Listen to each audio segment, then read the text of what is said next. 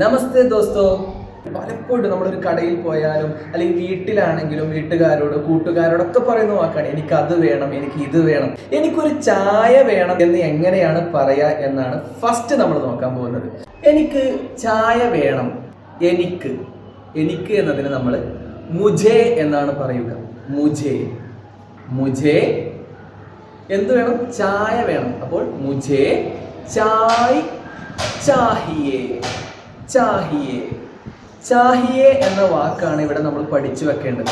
വേണം എന്ന അർത്ഥത്തിന് വേണ്ടി ഉപയോഗിക്കുന്ന വാക്കാണ് മുझे ചായ് ചാഹിയേ. ഇതുപോലെ എനിക്ക് വെള്ളം വേണം എന്നെങ്ങനെയാ പറയാ? മുझे പാനി ചാഹിയേ. കുറച്ചുകൂടി നന്നാക്കി പറയുകയാണെങ്കിൽ മുझे ഏക് ഗ്ലാസ് പാനി ചാഹിയേ. മുझे ഏക് വാട്ടർ ബോട്ടിൽ ചാഹിയേ. പറഞ്ഞൂടെ നമുക്ക്? അങ്ങനെയൊക്കെ പറയാം.